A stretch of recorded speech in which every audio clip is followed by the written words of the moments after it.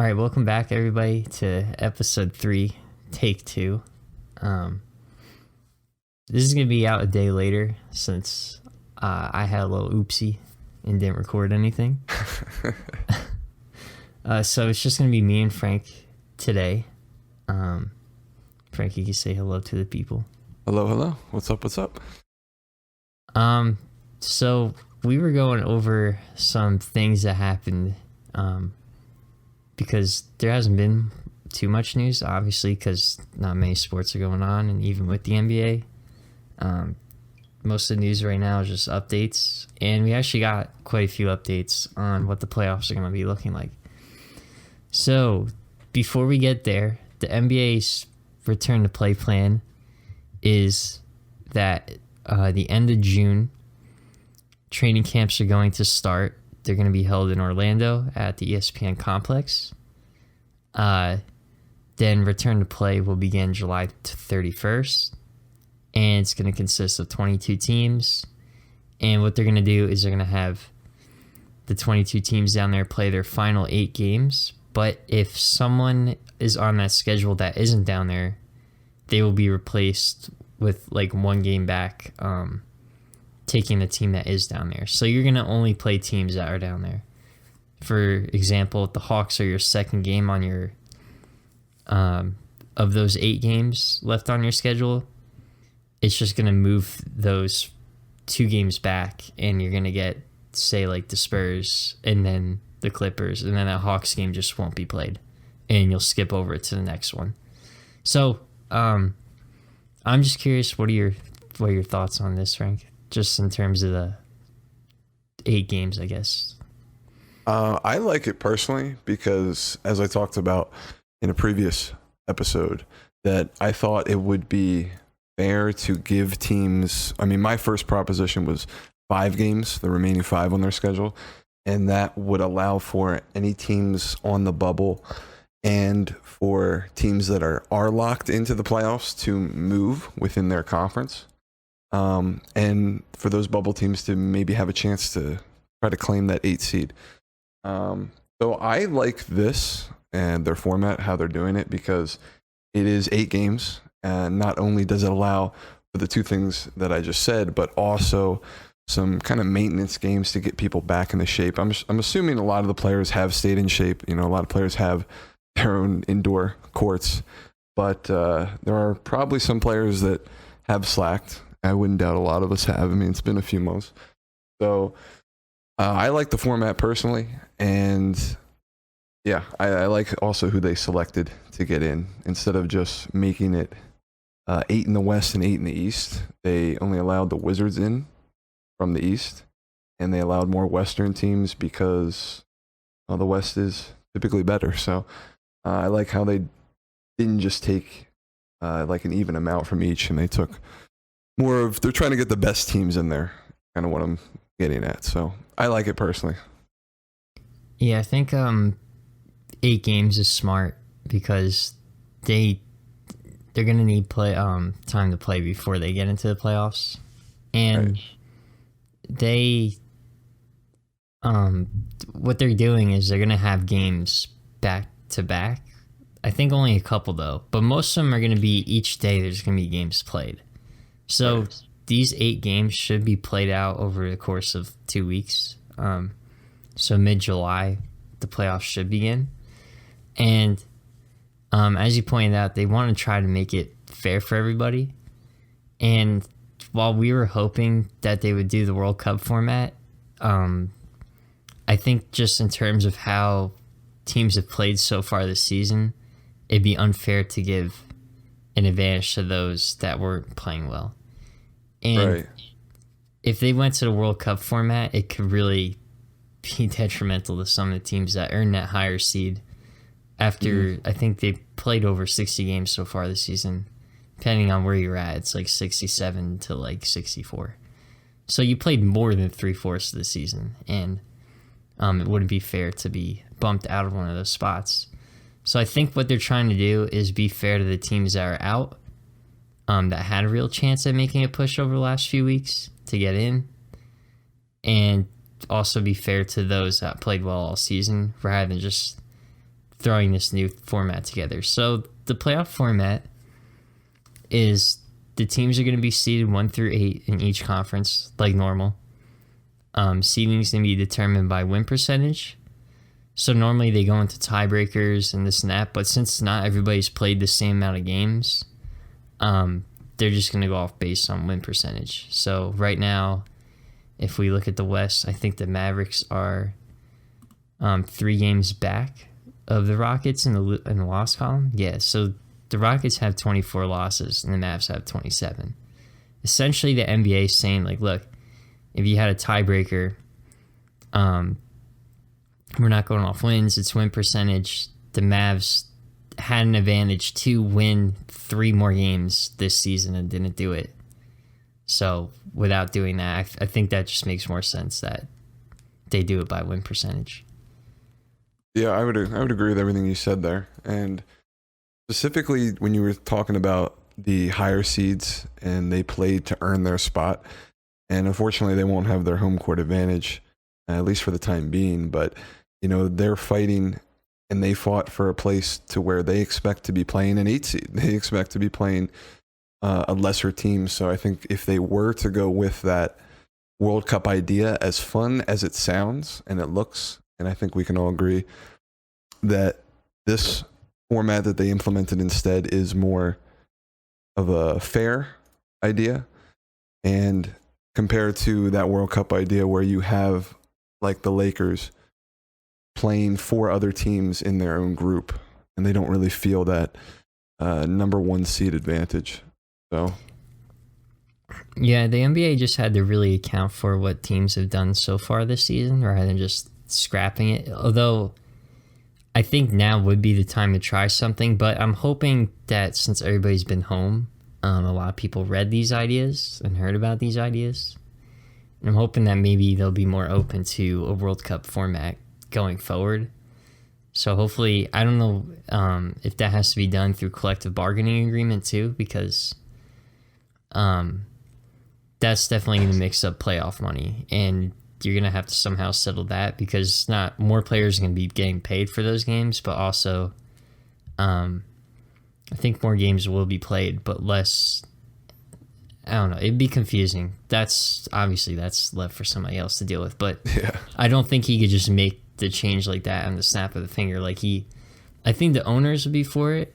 I think the players would be for it. It's just they gotta come to an agreement first. So we'll see what happens. Hopefully they can come up with something this summer. What they're doing that's interesting is, so obviously they're trying to get the bubble teams in, and like you said, they picked 4 extra seeds, right, from the West, or was it 3? 5 actually. 5. Okay. Yes. So the Suns are the last team that's in, and then above them is San Antonio, Sacramento, New Orleans, and Portland. They're all on the outside looking in, and the furthest back is the Suns. They're 6 games back of the Grizzlies, right? So I think what the NBA tried to do was try to find a balance of what teams would have an opportunity of making it. And in the East, there really wasn't too many that were going to get in. Not at all. It honestly probably would just stayed the same, but I think they're just giving Washington the same, like the fair odds that these Western Conference teams have. So Washington's only 5.5 back of Orlando, and the Suns are 6 back. So I think they were just trying to make it fair that Eastern Conference teams got the same treatment. Yes. None of them performed well, so they all got cut except for Washington. And what they're going to do is if you're within 4 games of the 8 seed, right? So if you finish 9th and you're within 4 games, there's going to be a play-in. And what that play-in is it's a best-of-2 series. And I think I'm understanding this. I read it from the NBA.com, but I don't know. I'm pretty positive this is how it's going to work. So the 9th seed, there's 2 games that are going to be played, and the 9th seed has to win both in order to take over that 8th seed. If the 8th seed wins the first game, it's over. if the AC wins, obviously the second game, they still keep their spot. So it would really show that teams who were lacking behind and were performing well later, they should be able to beat that lower or the 8th seed if they've had consistent performances. So what do you think about the play-in? Yeah, I like the way that they're implementing that too, and you basically laid it out. It's pretty much the 8 and 9. They have a playing game, and the 8. It's basically a best of 3 series with the 8 seed having the 1 game edge. So I think it's a great idea. And the reason being is because you have a chance if you are the 9 seed. You may not be able to get into the top 8, but if you finish 9 at the end of the 8 game exhibition game series, you have an opportunity to get in by winning 2 games in a row. But it also rewards that 8th seed for being a team that would have normally been in the playoffs by having that 1 game edge. So I think you kind of fit both parties there, and it really, I think it's going to make for a very exciting first round. And especially in the West with all the competition and everyone being so close, I think it'll be exciting to see who even gets in. But yeah, I'm all for it. I'm all for these ideas.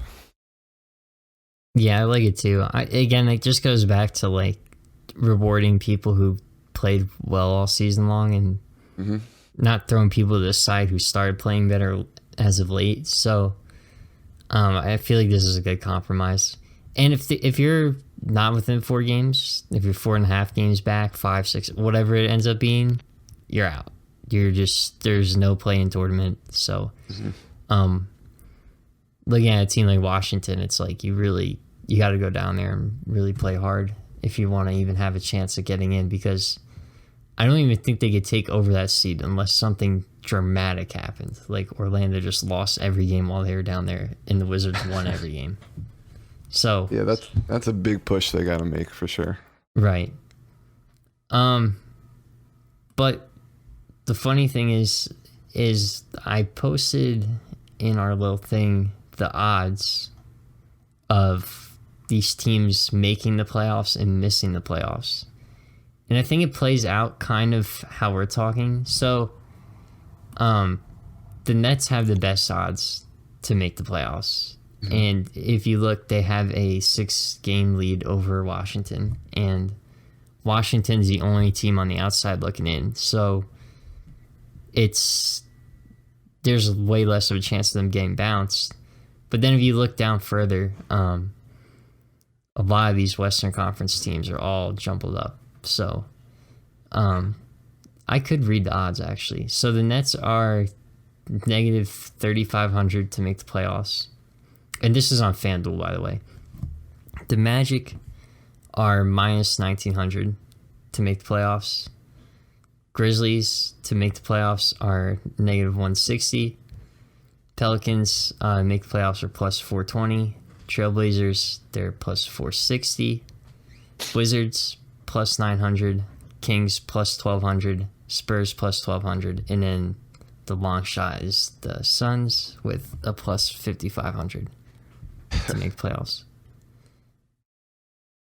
Yeah, so I mean, looking at these odds, I think they're pretty fairly assessed, and most books will they have experts to put these lines out. But I think the Nets at 35-1 to get in, like we were talking about, Wizards got to make a huge push here. I mean, you're 6 games back, or 6.5, I believe, and it would just have to be something catastrophic would have to go wrong with Brooklyn and Orlando. Although Kyrie and KD aren't playing, so if you want to put some value on that, maybe. But the thing that jumps out to me the most would be the Blazers at 4-1, and they'll pay you 4-1. So considering they are a game ahead of New Orleans odds are a little bit less. And they're only 3 games back from Memphis, and they're getting a Nurkic back, a fully healthy team. I guess it really just depends on how motivated Lillard is, if he's even playing. But that's the thing that jumps off the screen to me. They're right there. I mean, they're in right now, technically, for this playing game. And I like their experience over Memphis. Even though Memphis is a really good young team, yeah, that really stands out to me, though. Yeah, this play-in game makes it so much more interesting. So for the Nets, they're tied with Orlando in the win column. They only have the 7th seed because their win percentage, they have one less loss. And like I said earlier, Washington's only 6 back. So if the Nets went down there and played terrible,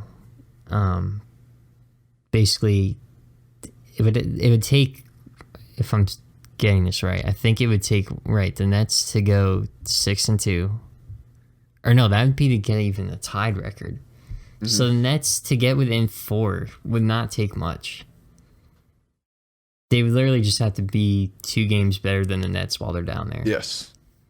So, I don't know. It's interesting because Washington hasn't been a great team all season, but Bradley Beal, like you said, the Nets aren't going to have their all-stars. So, like, Bradley Beal is going to be like that star power for Washington, whereas the Nets are just kind of, I mean, I want to say Karis LeVert's going to carry, but I know a lot of people don't really watch him as much as I do, but he's been playing really well right before the season even ended, actually. He had like a 51-point game a couple weeks before everything ended, or a week before everything ended.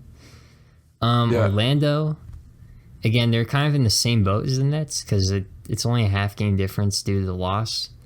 So it'd be the same thing. It's like it would just be Washington would have to play 2 games better than either of those teams. But in the end, it's still going to be a play-in tournament, and then from there, it's, I don't know, if the Nets are holding that higher seed, they literally just have to pick up 1 win. Same thing with Orlando. So I think that's why those odds are so different. I like your point about Portland, though. They're a much stronger team, I would think, when healthy, than the Grizzlies. And like you said, they have more experience. So they're already within that 4-game margin that you were talking about, and being within that 4-game margin already kind of guarantees them a chance at this. And I think they could win 2 games pretty easily over the Grizzlies. Yeah, that just stood out because they're already in. They have a 1-game edge on New Orleans. I don't know who has the tiebreaker between them. But yeah, I mean, the fact that they're going to give you 4.5 to 1 on your money, being in that situation, I mean, I personally like it. I mean, still a tall task because they have to maintain where they are, and then they have to win the 2-game series with Memphis. But yeah, it's going to be tough. And like you said, looking at Brooklyn and Orlando, I mean, it looks like 6 games ahead when you look at the 9 seed at the Wizards, but they only have to be within 4. So I'm really excited to see what happens. It should be interesting too because you're going to see teams going down there that are going to be eliminated pretty early. Yeah. Like the Spurs, the Suns we were talking about are also 6 games back. All it takes is them losing. Well, I guess I don't know how you would technically get eliminated because you still have the same amount of games. It takes a lot of math to do, actually, like in my head. But it's the same kind of idea. Like they have to perform 2 games better than the 8th seed to even have a chance to play for that play-in tournament. So I have a feeling a lot of teams are going to go down there and win some games. So if Memphis wins 4 of their games, that means Phoenix has to win 6. So immediately when they start losing games, Phoenix, they're probably going to get eliminated pretty early. Yeah. I mean, just looking at the teams they have to surpass, it makes sense why they're, 55 to 1. And we were also talking about how the Spurs had such higher odds than the Suns, even though we felt that the Suns had somewhat of a better team. And that goes back to the strength of schedule. I think the Spurs had one of the easier schedules. I'm trying to remember off the top of my head. And then the Suns had one of the hardest. I think it was like 3rd or 4th hardest. So I think that's also going to play into their chances at this. Pelicans have the 2nd easiest schedule. That is one of the things I remember. I can see maybe that's why they're giving them the slight edge there. But I don't know. We'll see. I would really do like the healthy Phoenix team. I know we got a lot of young guys down there, but over the Spurs right now, I guess I don't know, because Aldridge isn't playing. Spurs is one of those teams where we just thought this was finally their year where they just wouldn't be there, but still they have a fighting chance. I won't count them out, but I would absolutely take a healthy Suns team, especially at 55-1. I'd take every one of those teams before I take the Spurs. Yeah. And even Sacramento was playing really good. So, yeah, I don't know. It should be interesting, though. And it's not just for those teams on the bubble, but it should be interesting for the shakeup just in terms of regular seeding. So, right now there's a 3-way tie?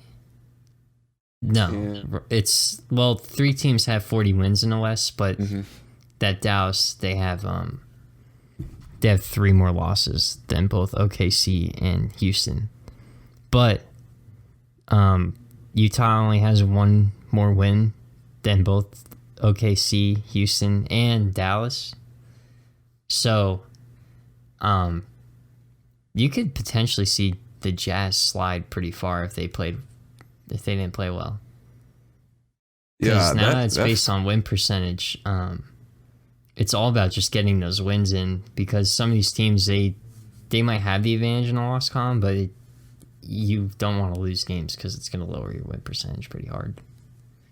Yeah, you look at that 5-7 in the West, and I'm almost inclined to say I'd rather take any of those teams over Utah, just in general, fully healthy and all. And the fact that it's only the 1 game edge, or maybe 1.5 games because of the percentage. But yeah, that's going to play out very interesting. Be very interesting to see who or where it shakes up and who can take over each other there. I mean, it's a 4-game difference between the 3rd seed and the 7th seed. And then even the Clippers, they're only a game and a half ahead of Denver. And so if Denver won their next game, the only reason Denver would be behind them is because they have 2 extra losses. So, again, even that can change. I think the only safe seeds in the West are whatever unfolds at the 8.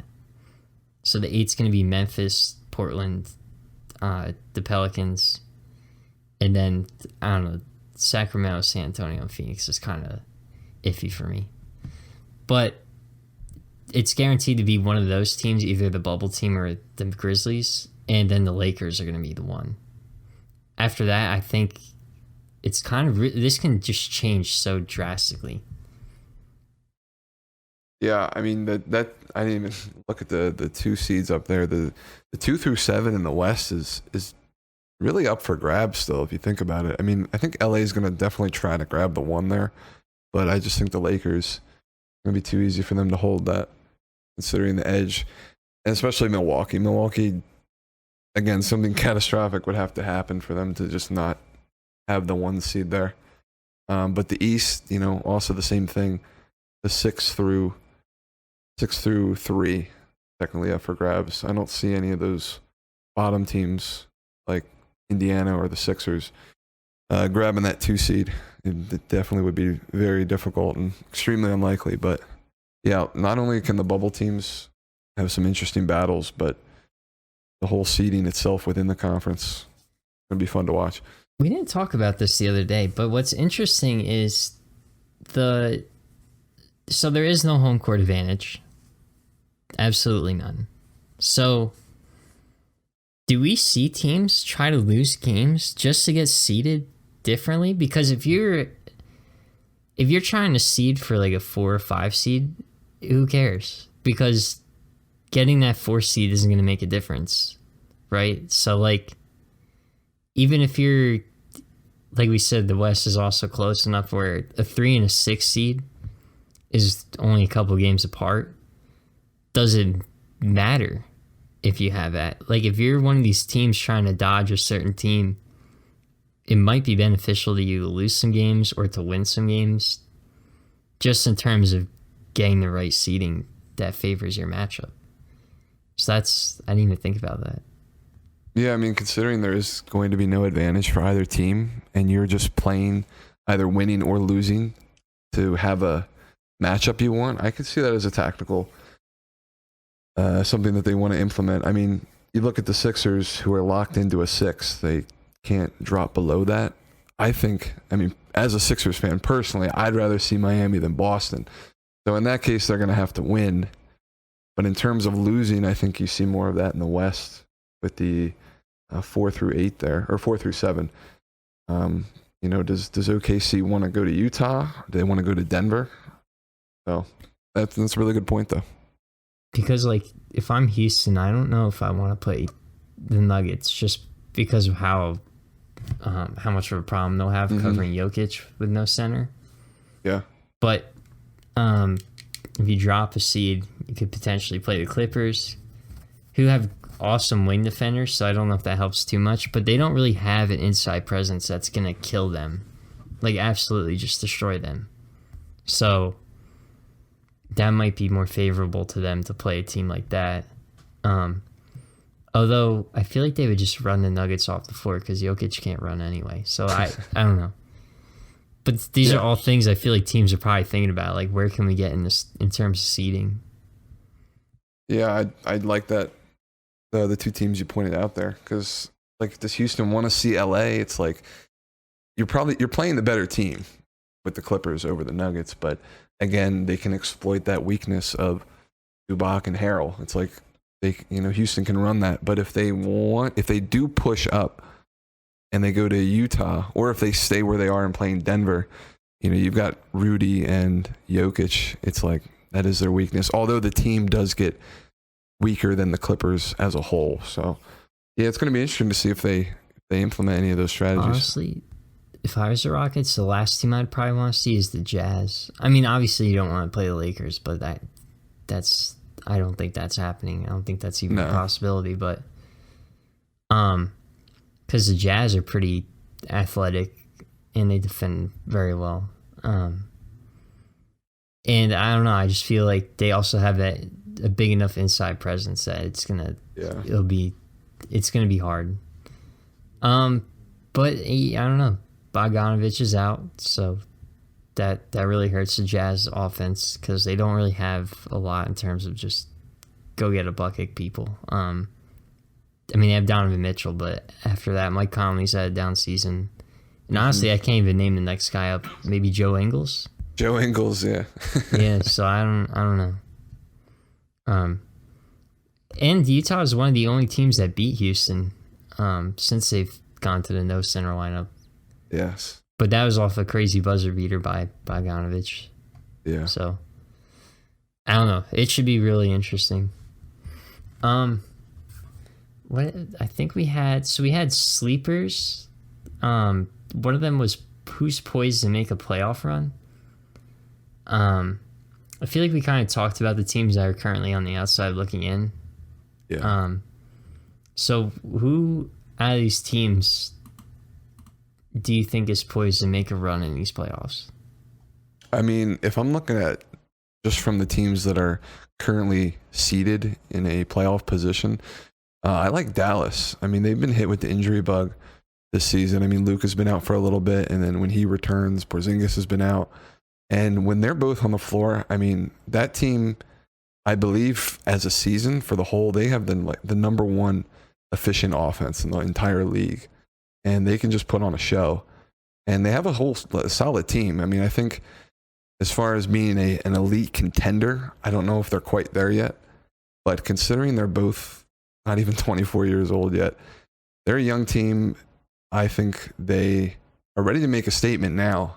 And being at the 7 seed, I don't think they want to play LA because of Luka. I mean, they have Porzingis, so they can exploit the mismatch down low. But in terms of a whole as a team, I really like Dallas to make a run there in the West. But if you're looking at any of the bubble teams in the West, my pick would be Portland. And I'm also slightly rooting for the Pelicans. I think they'll be exciting, especially now that they're on a roll and Zion's been playing out of his mind lately before the break. So But I like Portland just because I think getting Nurkic back, I think the way Dame's been playing at almost an MVP caliber level, and just that team as a whole, it's really just going to depend on how motivated Lillard is and if the rest of the team can actually support him, because I believe he has one of the highest win shares in the league. So, I mean, it's really just been him. But when that team is on, I think they're on, and they have a lot of playoff experience. So I think if they are able to slip in, which at the moment they are, within striking distance of the playing game, I think they can make a run.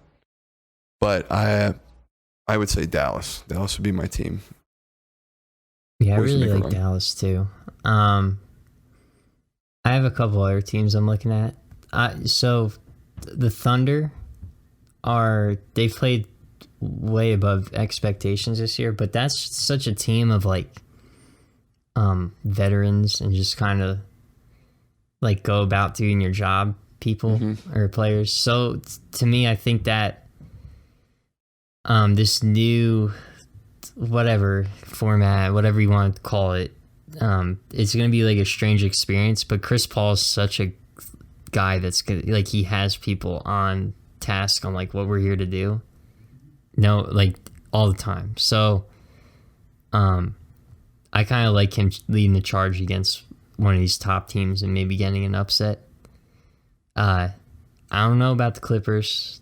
I'm not sure about the Lakers, but I could easily see OKC winning a series against Denver, Utah, Houston, if they somehow get pitted up against Dallas.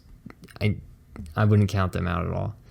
Another team that's really interesting, and I kind of talked about this yesterday before everything got botched, but the Sixers, like they've had such a weird season, dude. They've been awesome at home, almost like historically great, and then just terrible on the road. So it depends which team is going to show up in Orlando. Obviously, they're not at home, so I don't know if that plays into it. It is going to be a completely different atmosphere. They're going to be healthy. I think you said Simmons had some back problems. Yep. They have Josh Childress. Could you imagine if they had Josh Childress? That's not who you want. They have Josh Richardson back. Oh my God. Yeah, you don't want Josh Childress. Nah, I'm good on that one. Although I do remember him watching him hit a buzzer beater against the Nets when I was younger. And I always thought he was really good because of that. I don't think I ever watched him play again. Yes, they have Josh Richardson back.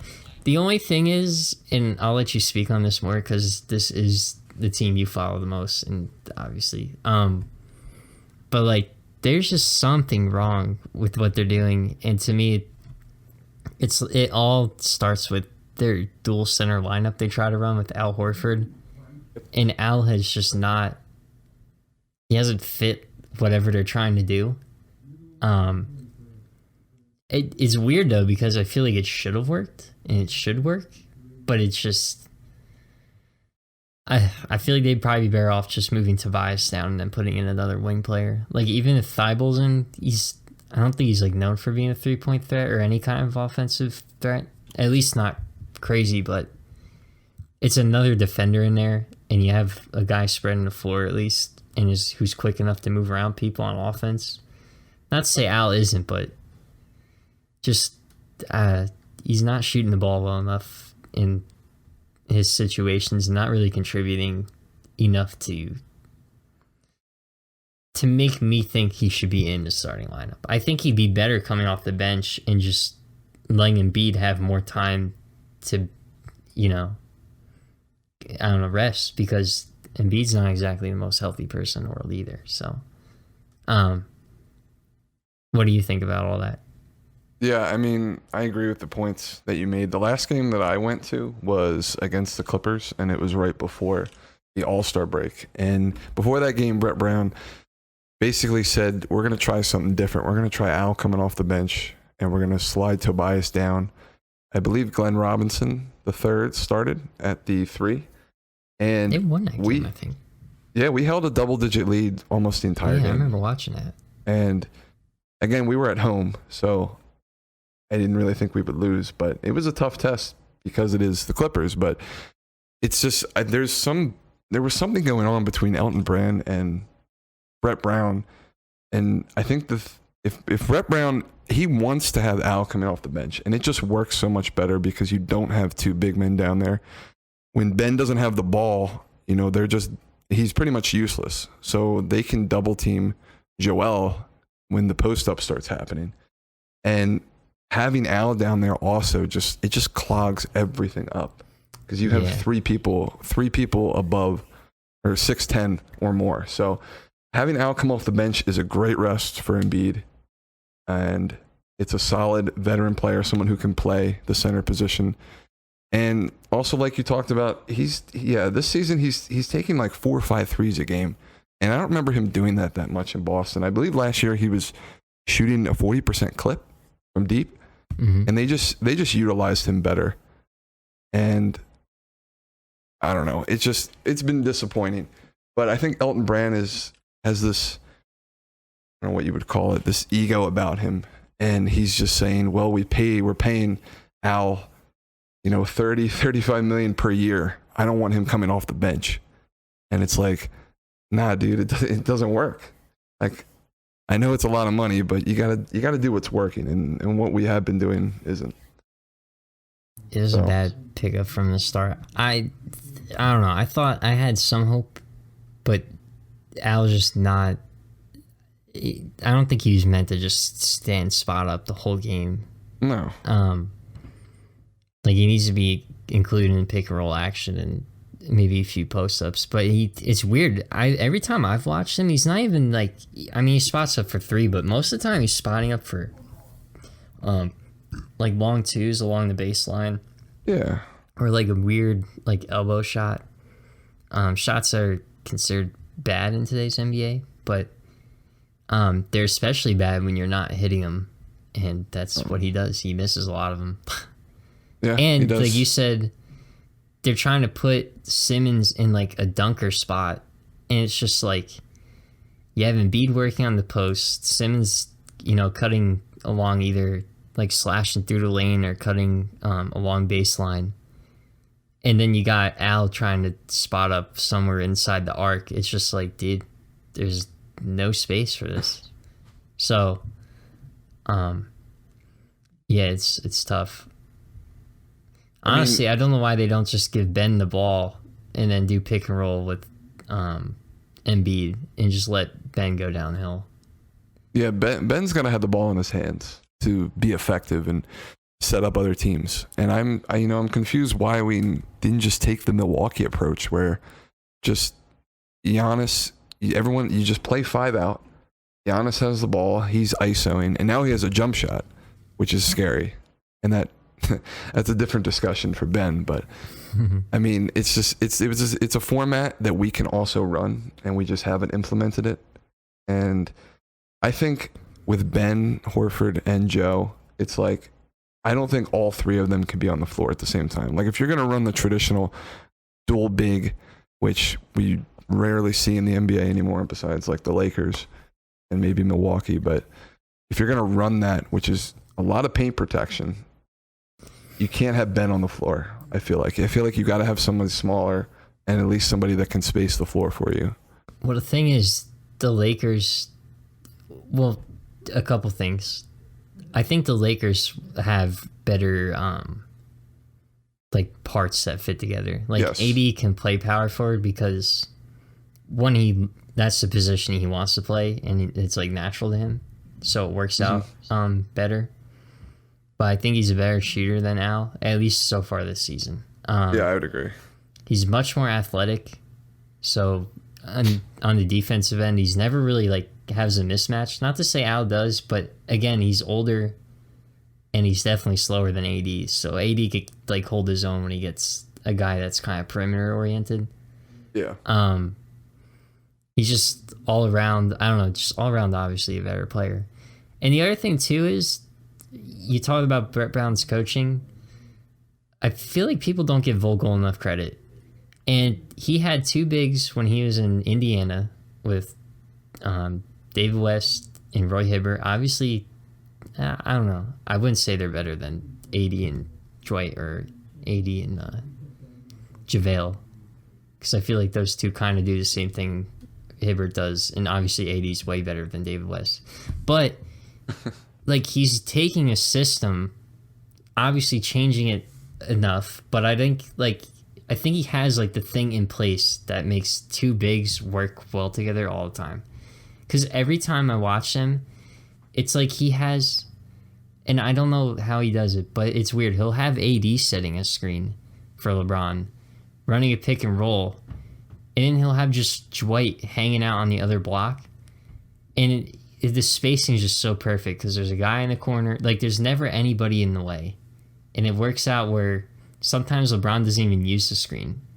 All it takes is AD bringing that second guy up. Now Dwight's guy's kind of hedging forward to kind of figure out what's going to happen. And then LeBron will just throw a lob over the top to Dwight.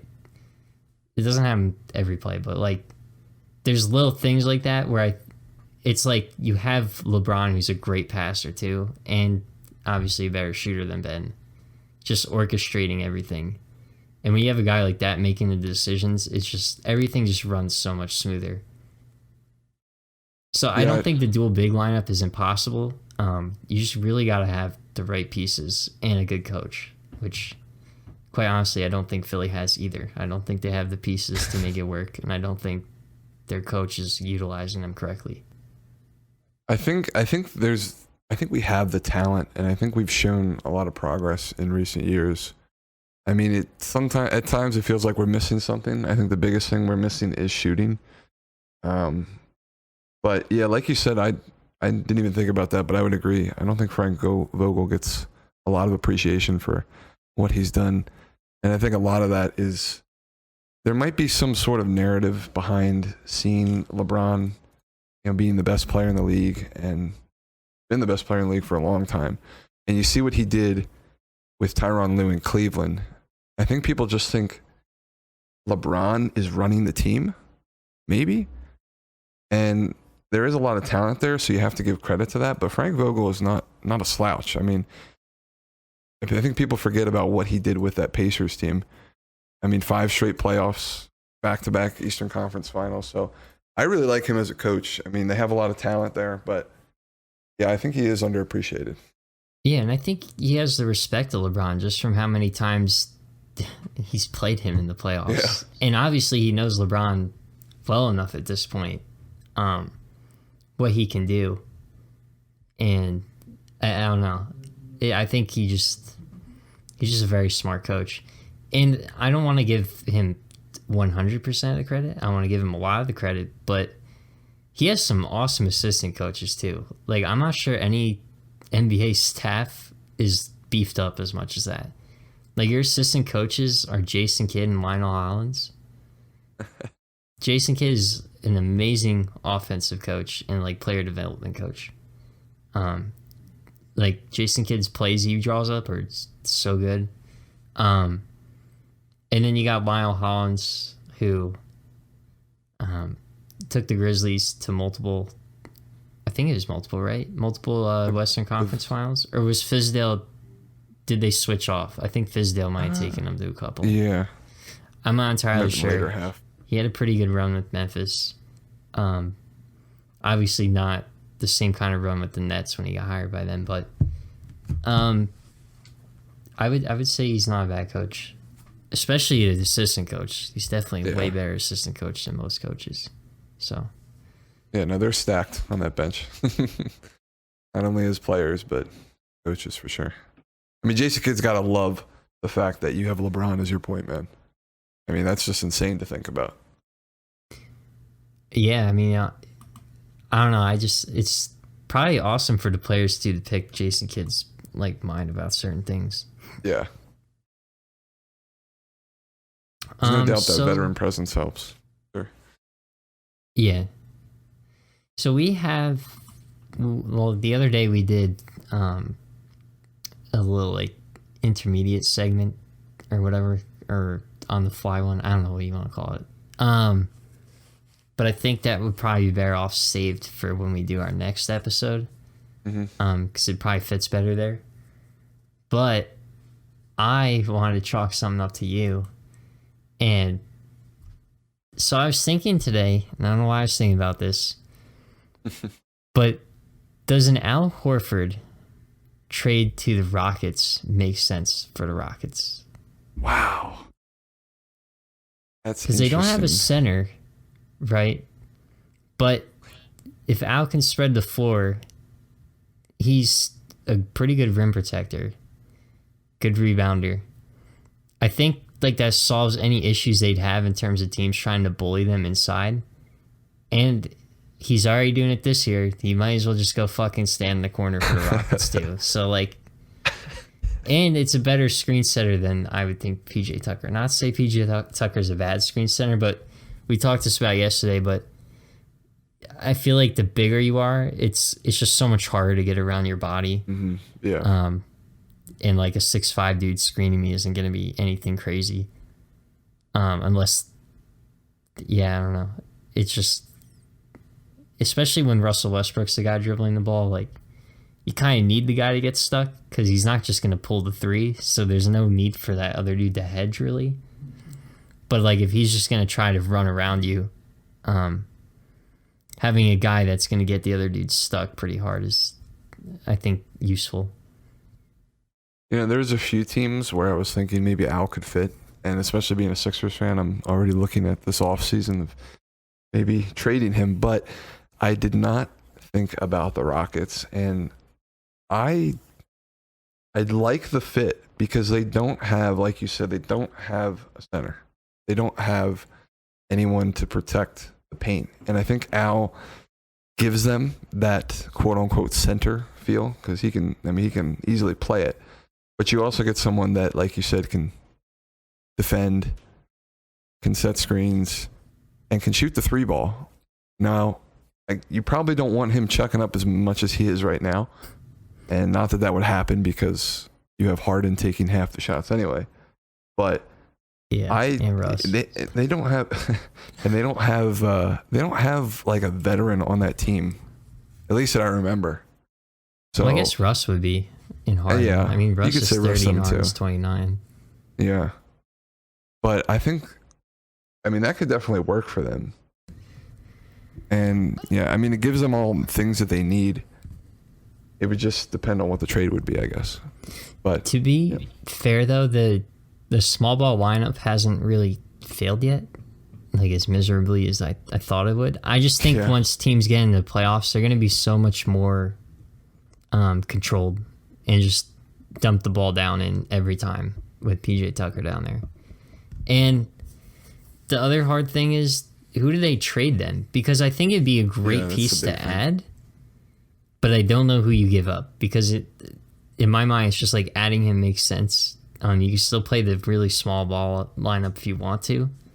But if you are getting hammered inside, that's a guy that can space the floor for you and do the same things that like a rim runner can do. And plays pretty good defense. So like that solves a couple issues for them. But I feel like the only way the Sixers do that is if they're getting PJ Tucker back. Yeah. Like I don't see a scenario where they even talk to them if that's not an option. Yeah, I would welcome Covington back to Philly, but oh dude, I forgot they had Covington. Yeah, it would have to be something like that. Also, I don't even know how much cap room the Rockets have. That's a big contract to unload. Yeah, but there would be a lot of stuff happening to make it work. Probably a third team would have to be involved. Yeah, for sure. But yeah, like you said, it solves needs that they have, and especially, I'm with you. I really thought they were going to lose some more games. I think they've only lost like 4 or 5 with the new small ball. So, well, the thing is, this new lineup has just created a runway for Russell Westbrook. Yeah, there's just no one left to fucking do anything about what he's about to do. He's gonna try to run right around you, and either you're just gonna give him the dunk, or he does what he does best, which is always just run in there and then dump it off to somebody, except now he's just tossing it out for a three. So it's honestly like, it's just like, it's what he's needed. And I think that's why he's had such a good season.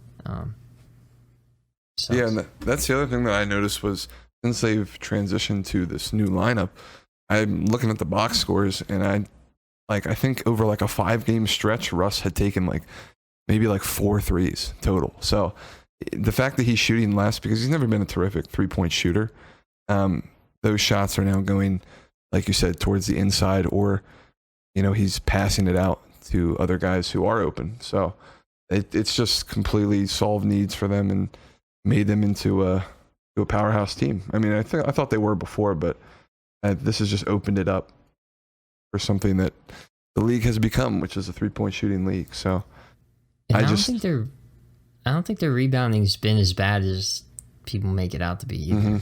I'd have to really actually go dig into that to look. But when they got rid of Capella, I was like, well, is that really the problem? Because if you watch, it's James Harden and Russell Westbrook get all the rebounds anyway. Again, it's just like, as long as the dude boxes his guy out, those two are going to go pick it up. That's why they have so many triple doubles. So, I mean, PJ Tucker's that player. He will box out whoever's on his back. It just obviously takes more of a collective effort now. You can't just, like, everybody needs to put a body on anybody crashing. You can't just expect, this big dude to like box one guy out and then grab it if you need him to. Like, that PJ's not just going to grab it if you need him to. Like, he literally needs to hold this guy there while you come get it. Yeah, he does. He's a hustle guy, always has been. So when you look at it, Capella, I mean, what did he really bring to the table? I'm not saying he's a bad player, but giving him up in terms of like offensive production, I mean, the screens is probably the biggest thing, but in the pick and roll game, but I mean, they can all, like you said, collectively rebound as a team. But, I think when they added Covington, they added shooting, they added a good perimeter defender. So I think they gained a little bit more than they gave up. Well, I wonder if this has been like D'Antoni's dream since he had the Suns, because he always played Amari at center, and it's always just been a rim run guy who set screens. And he made all-star games doing it, but it's like, I never really saw it work with anybody else. It didn't really work with James Harden and Dwight Howard. It didn't work with Kobe and Dwight Howard, or Steve Nash and Dwight Howard. It didn't work with, obviously it didn't work with Harden or Capella. So it's like, now he just completely eliminated that, and he's just gone to like this weird ISO ball. And James Harden hits not every shot. He bricks a lot of shots, and you could talk about that in a second. But like, I don't know. It's just he shoots so many, and like at the rate they go in some games, it's just honestly amazing that he can even fucking hit as many as he does, because they're not very good shots. No, that double step back it's something to watch, when it goes in, but when it misses, it's bad. Yeah, it misses the mark completely. Yeah, it's a huge ding. I mean, watching Rockets games is, at least in my opinion, a little annoying. It's just everybody around the perimeter, PJ Tucker in the corner with his hands on his hips, just waiting to run back on defense, and Harden just doing his thing. But yeah, no, I would agree with you. I mean, it, like you said, the pick and roll game and the running it with the big and a guard, just, it really hasn't worked anywhere besides Amari and Nash. So I think this has just opened up more to what D'Antoni can do as a coach more efficiently, as far as the quick transition ball, the 7-second offense, ISO ball for Harden, for Russ. It's just a better game plan all around. Yeah, I had a thought, but now it's gone. This is a pretty interesting one too. I mean, the only thing is, if they're not hitting their threes, it's bad. I think the one game I do remember was against the Clippers, and I believe they were like 3 of 30 shooting from deep. And if you're shooting like that, I wouldn't expect even the best team in the league to be losing. But they were down like 20 points. So the biggest thing is they're living and dying by that 3 ball. And the other thing you mentioned was depending on who they get as far as a matchup in the playoffs, if they're going to get exploited at the center position. So it's interesting. They still have Tyson Chandler, but I don't know how many minutes he could play for you and like at what level. So yeah,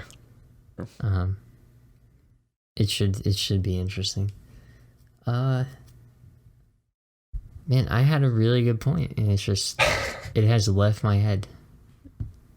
I don't even remember. Yeah, I'm not going to. So, they all remember by next week. Let's see. We are coming up on an hour, so I think we're gonna wrap it up there. I didn't expect to talk so much about the Rockets, but yeah, I didn't. That's all right. Yeah, I don't know. They're a team that honestly doesn't even get talked about too much, other than for people who just shit on them. So, I can't say like you said, I'm not a fan of the iso ball. Actually, this is where I was going to go with this. This is going to be my final thought. Why doesn't every team just double ball? Yeah.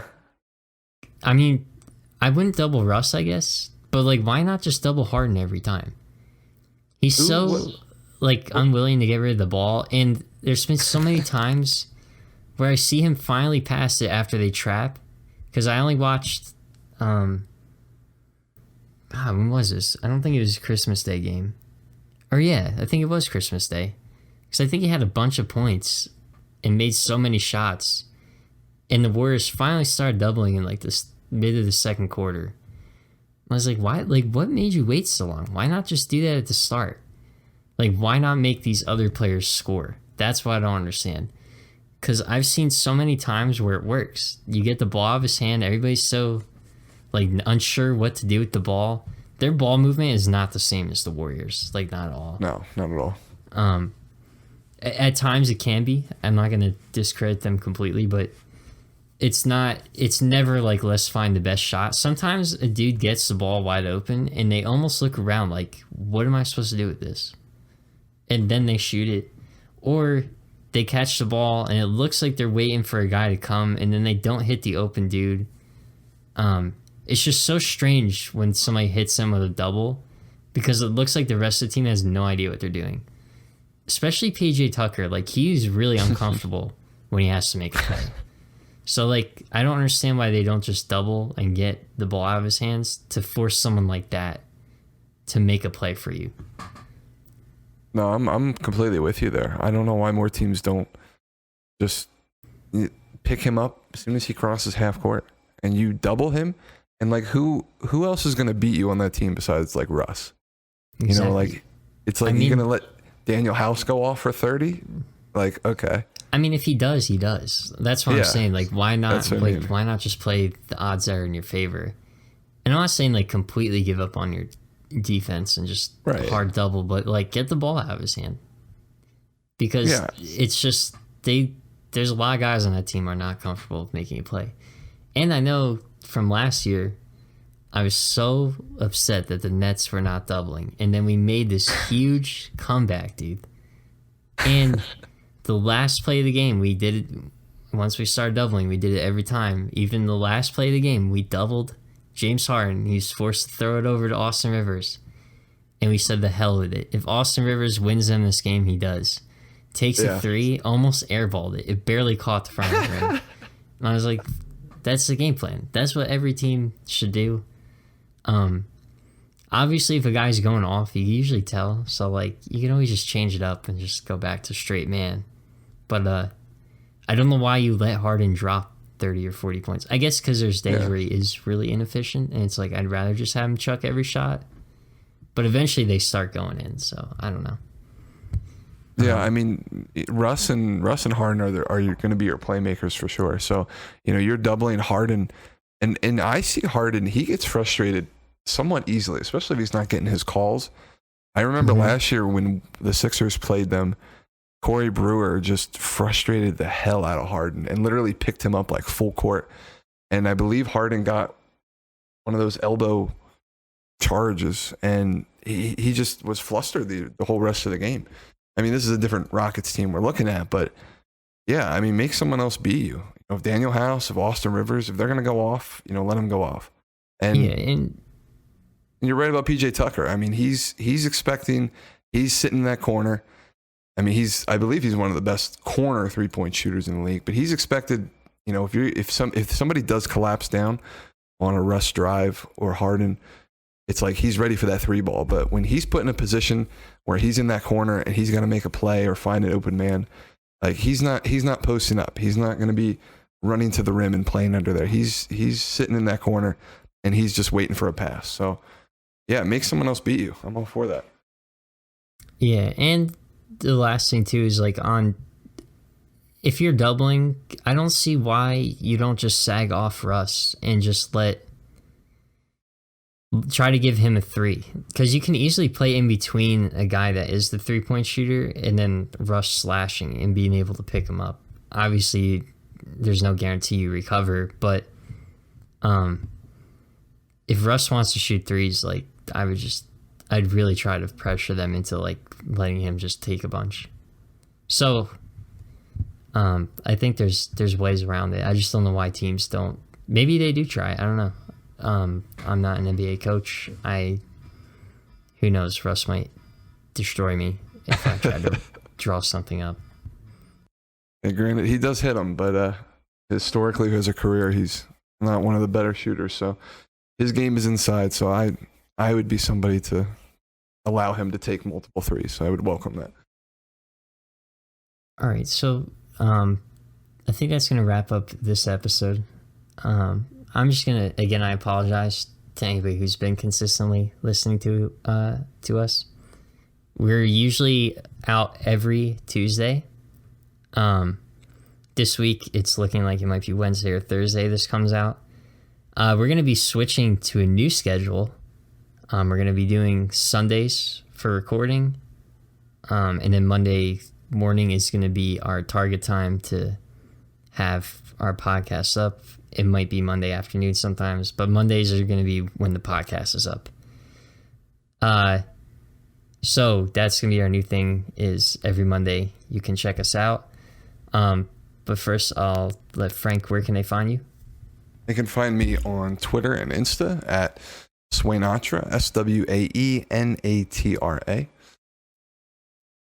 All right. And you can find me, Mackie Ireland, on Twitter, Instagram, wherever. You could also follow Rim Grazers on Twitter, Instagram, Facebook, wherever you do your social media. You can find us.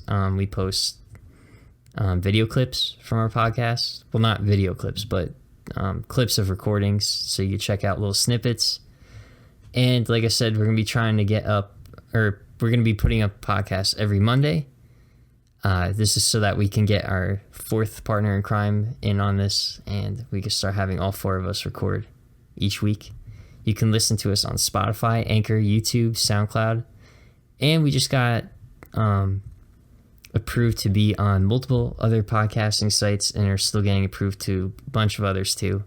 So wherever you listen to us, I'm not going to give you a guarantee because there's a couple out there that are still not picking us up, but you can most likely find us just about anywhere. And we'll catch you guys next week. Peace. Bye.